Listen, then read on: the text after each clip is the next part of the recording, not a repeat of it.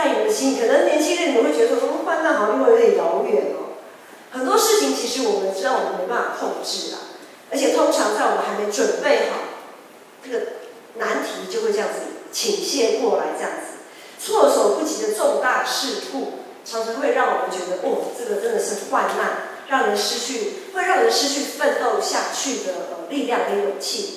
比如说最近我们都知道，都在大水啊，淹大水，从南部啊还是中部，然后淹到北部来讲。北部目前来看是还好，可是中南部我们知道前一阵子那个南部有淹很久，淹很多天，然后好不容易退了以后呢，我又来这样子，让人家有点没完没了的感觉。好，那还有什么呢？像之前你们知道八仙城堡吗？有去八仙乐园玩过的举手。这边你们没有去，知道八仙乐园吗？知道。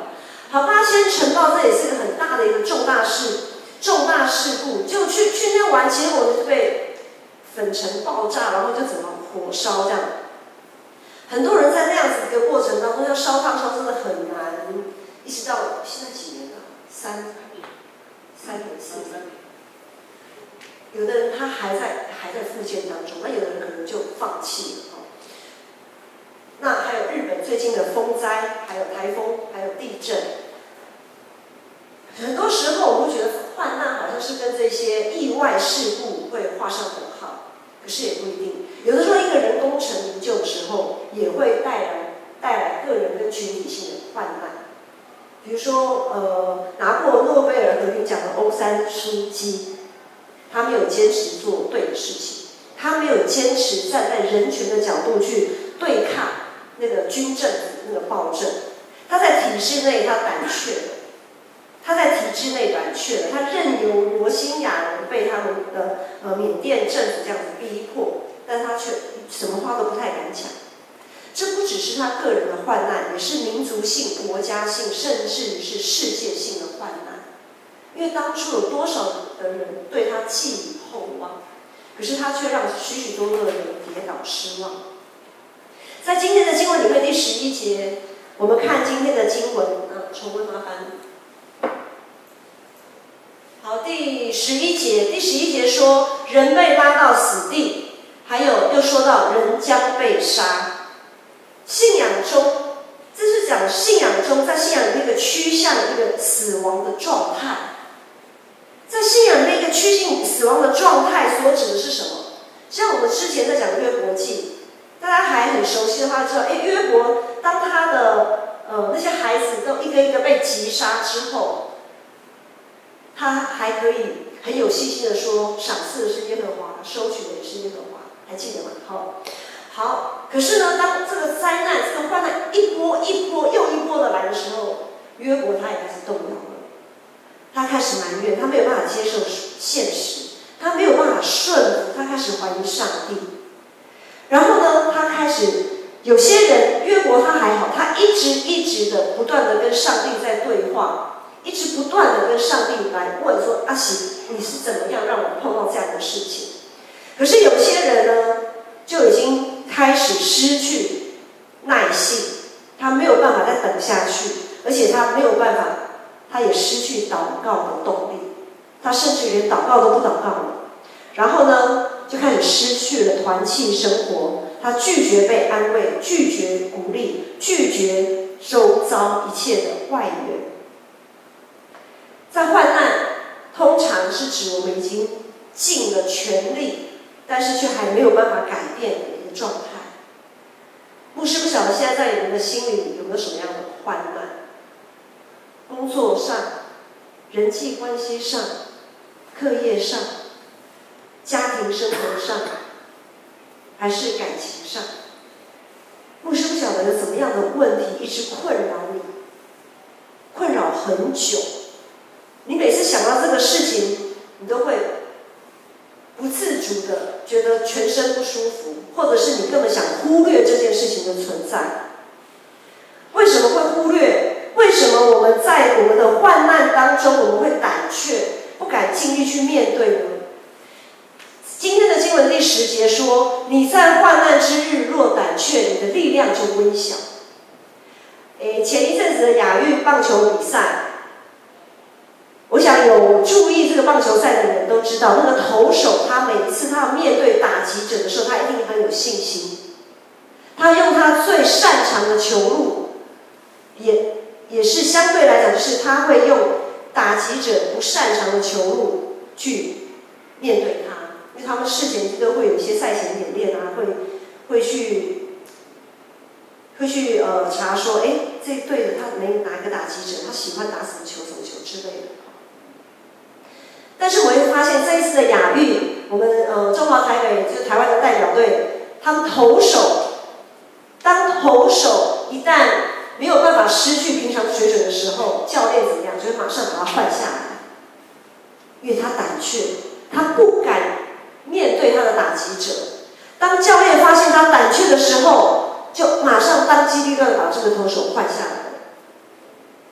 在看这个过程当中，牧师就在想，对啊，当我们胆怯的时候，我们没有办法再站立在我们的战场上，我们没有办法发挥该有的水准。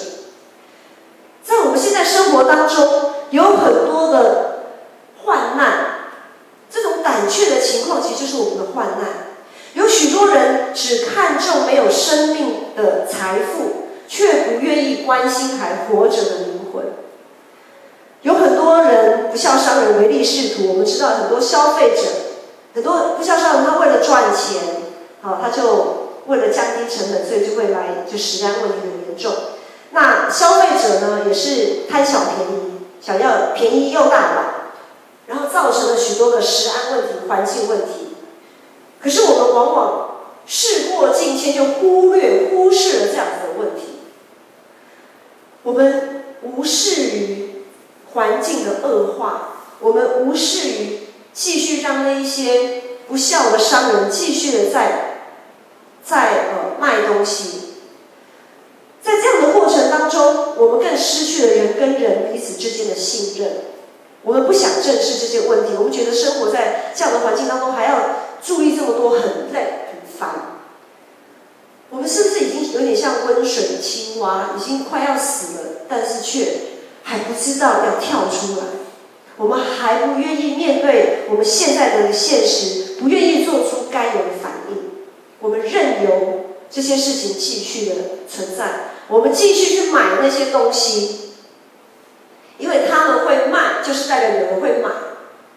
我们继续让这样子的一个问题存在。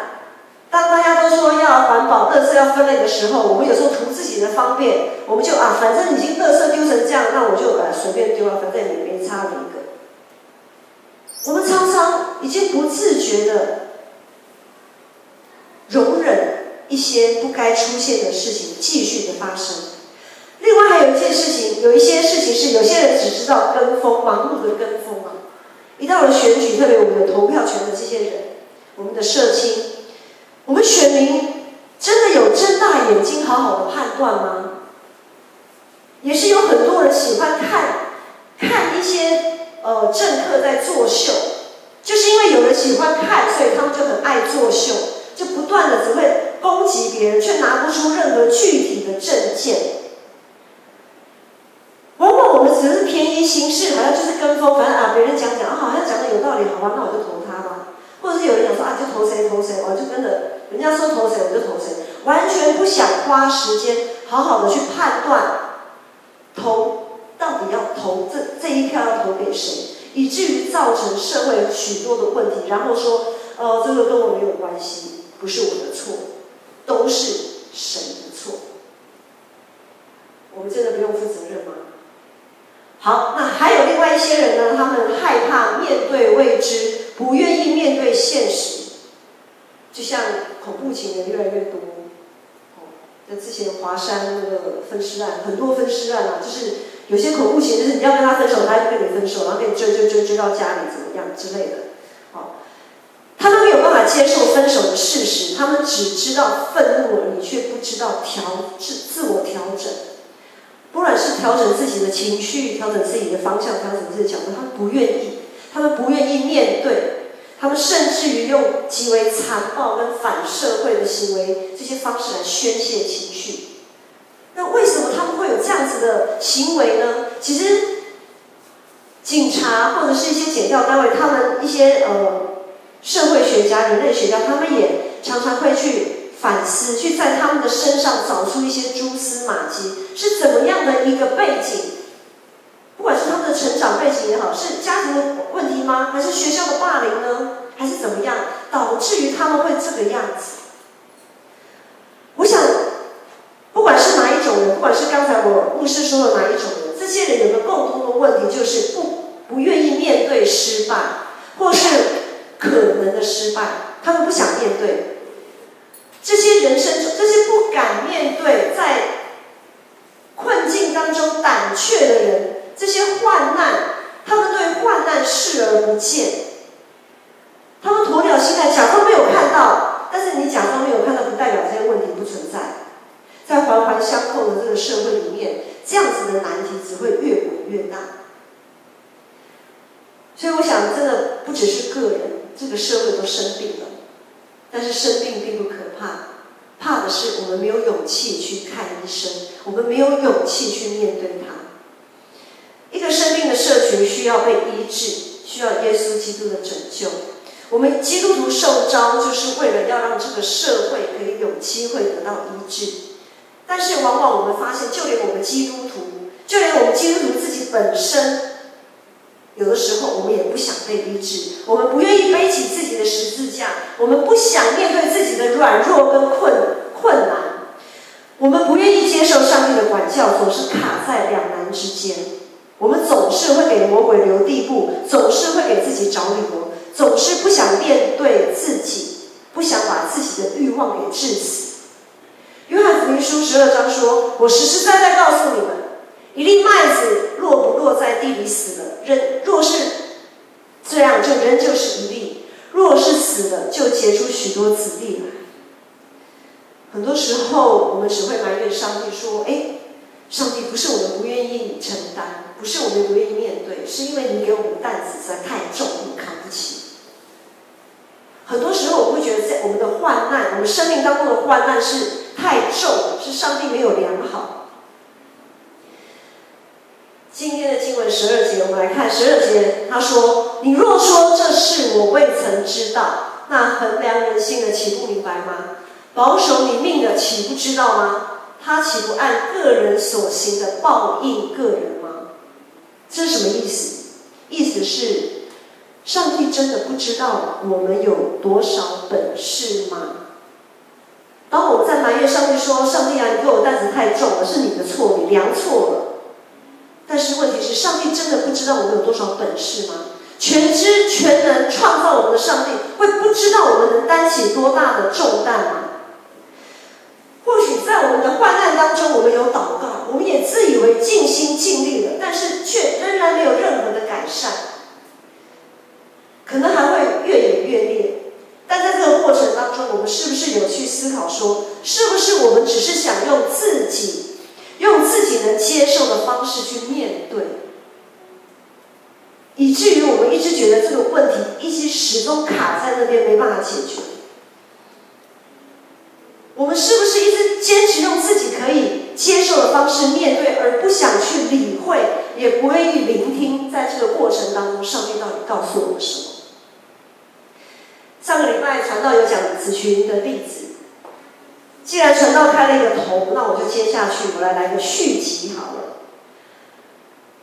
子群他从小，其实他就是一个很乖、很懂事，也很听话的孩子。可是他突然在上国一之后，他好像突然整个人都变了。在家里也 OK， 在教会也 OK， 但是到了学校就完全不那么 OK。我不确定他在学校到底做了什么事，但是呢，他成为学校老师的眼中钉。老师常常打电话来给我们埋怨，说你们子群怎样怎样又怎样。我在家里看到的子群，就是他回到家里，他也是很泄气、很丧失，他自我放逐，他什么事都不想做，他只是除了电脑，他除了打电脑就是睡觉。他可以早上不起来上学，就是一直睡到中午，甚至于有时候睡到下午，睡到要吃晚餐了，他才起来吃他的早餐。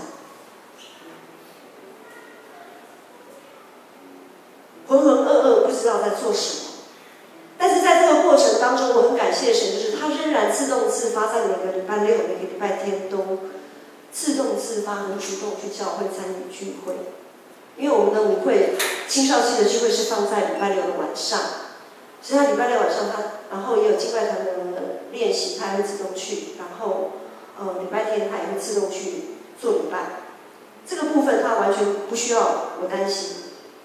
但是他在周一到周五的时候，好像完全变了一个人，是一个我不认识的人。当我用一切的方法努力规劝他的时候，硬的来，软硬兼施的时候，他还是没有办法让他恢复正常，恢复我所认识的那个子君。我处在两难之间。那个时候，我好像只有两条路可以选择，要么我就是继续提醒他，继续的教导他，继续的告诉他你应该怎样，应该怎样，不应该怎样，不应该怎样。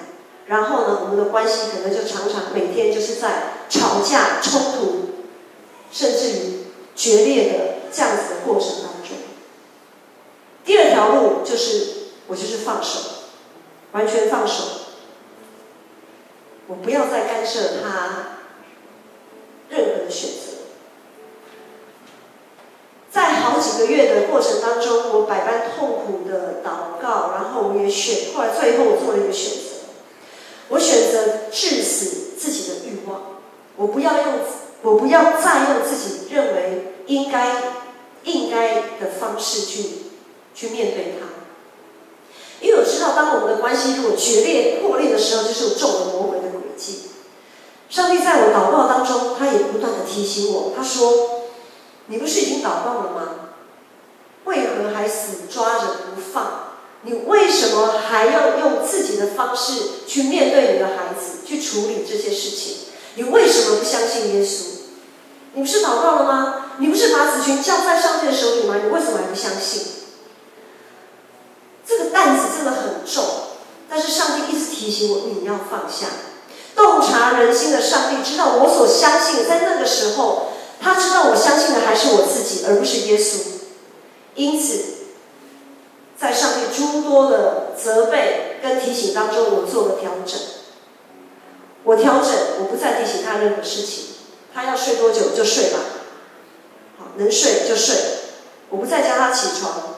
老师打电话来，我就对不起，抱歉，就是抱歉而已。寄来了一大叠的警告单，就每个月反正不定期不定时就警告嘛，警告累积，像我们那个年代好像警告3次就会什么小过啊，小过3次大过啊什么的。现在好像不是这样，现在好像警告大家一直记，好像还不会累积几次警告变成小过这样。我从第一次接到警告单，然后就吓一跳，哇，那如果再几次，那叫小过，然后还会被退学什么之类的。后来已经看到警告单，默默的就把它丢到纸类回收去。我也什么都不讲，也不再提醒，调整自己。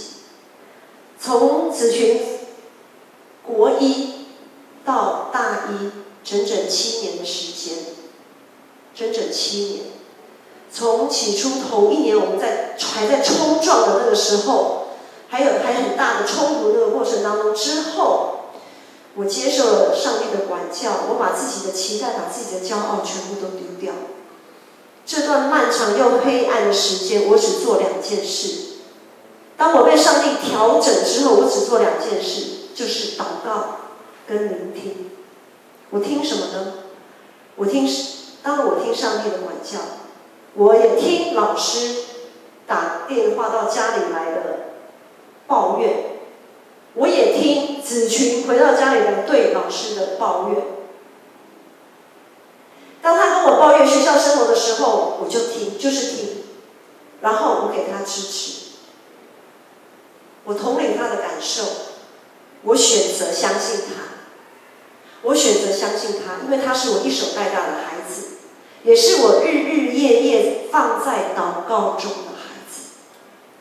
希伯来书12章6节说：“因为主所爱的，他必管教，又鞭打凡所收纳的儿子。”我感谢主，在这个事件当中，上帝管教了我，让我可以更多的经历他，更深的依靠他。也让我知道什么叫做看不见的盼望才是盼望。子群他到了大学2年级的时候，突然好像整个人又变回来了，死而复活，失而又得。在那6、7年没日没夜的祷告、哭泣当中，子群就突然变回来了，他又回来了，回到我所认识的那个子群。还好他回来了，不然你现在看到他是这个样子。我也感谢主亲自管教他，然后事后他也很懊悔，他也说：“妈妈，我不晓得过去那段日子为什么他会这样子，他也搞不清楚。好，荷尔蒙作祟吗？不知道。”但是我们一起经历，在这个过程当中，我们一起经历上帝的信实。我们知道上帝是我们坚固保障。虽然在过去这6、7年，他蹉跎了这么精华的岁月。但是我们都知道，只要我们肯开始靠着主，面对生命的难处，不再向患难低头，不再视而不见，就永远都不嫌晚。